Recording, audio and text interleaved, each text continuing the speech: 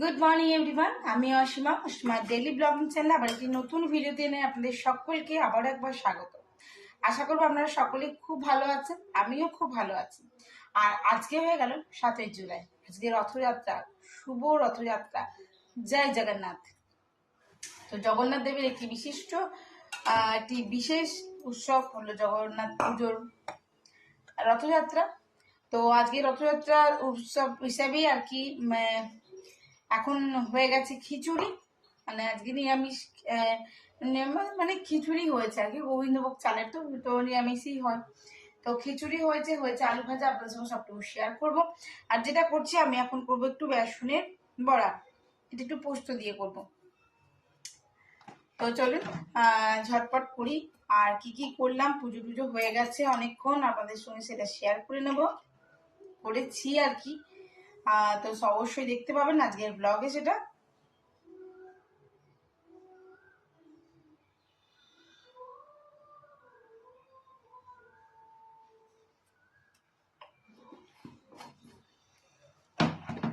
আমি দেবো একটুখানি মৌরির গুঁড়ো। মৌরির গুঁড়োটা কোথায় রাখলো? আচ্ছা, একটু গরম মশলা দিকে বসিয়ে দিয়েছি তেল, আর এইদিকে আমার রেডি হয়ে গেছে বেসন।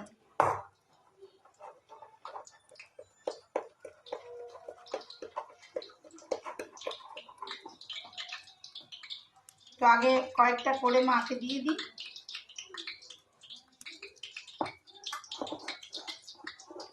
করি, তারপর তোমাদেরকে দেখাচ্ছি বড়াগুলো কেমন হলো। হ্যাঁ, আর তেল বসিয়ে দিয়েছি, তেল পুরো গরম হয়ে গিয়েছে।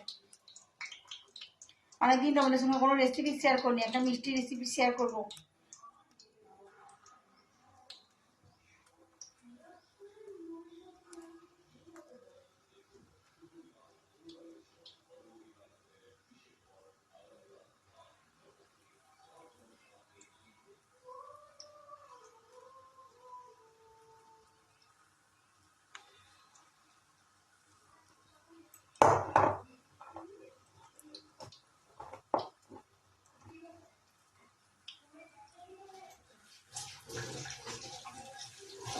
এখন মায়ের জন্য ভেজে দিই, মায়ের জন্য পাঁপড়টাও এখনই ভেজে দেবো। আর আমরা যখন খাবো তখন আমরা পাঁপড়টা ভাজবো, এখন ভাজবো না, নিয়ে যাবে না।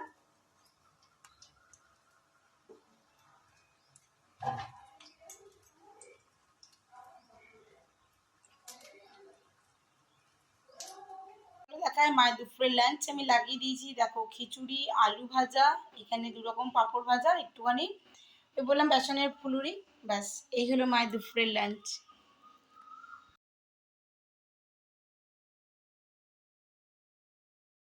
তো আপনাদেরকে একটা কথা বলি, দেখুন আমার বাড়িতে একটা গোপাল এসছে, ঠিক আছে? গোপালটা আমার যা নিয়ে এসছে। ওর বাপের বাড়িতে নাকি ঠাকুরের সেবা হতো না, দেখুন।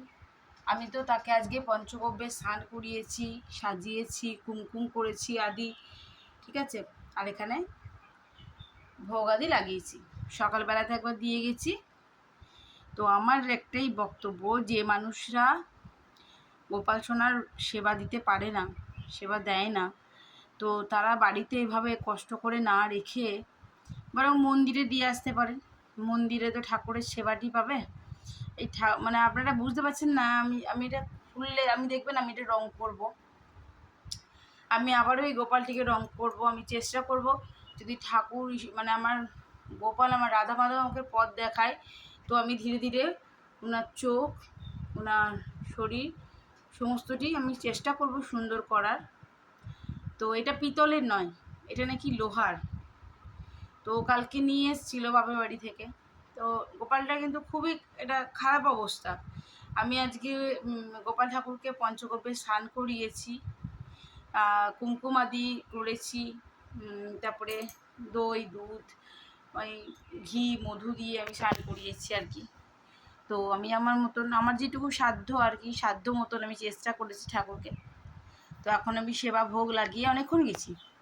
তো আমি এবার ঠাকুরকে নিয়ে যাব নিচে, নিয়ে গিয়ে আমি ঠাকুরের দেখি একটু সাজগোজ করাবো।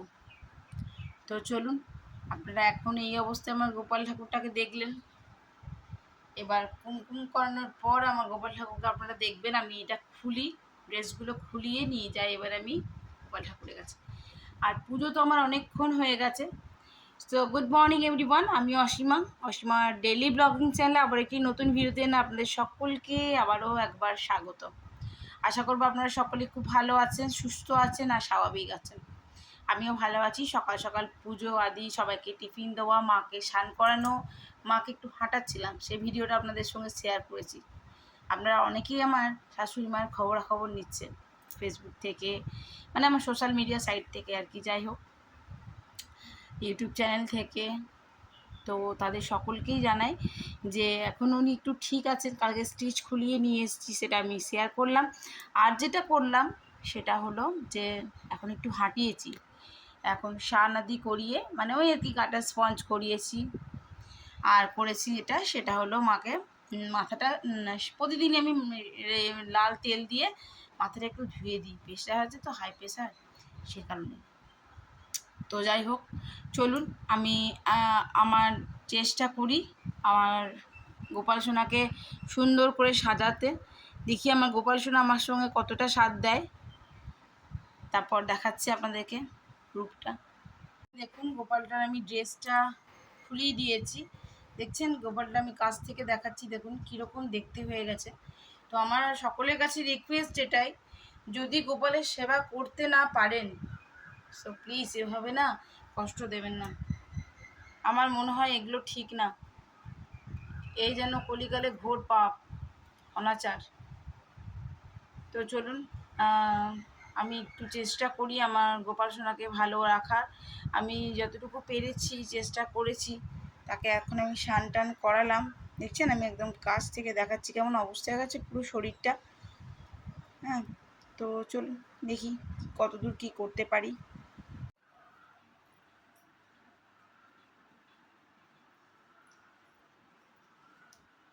স্ট্রেট রাখো।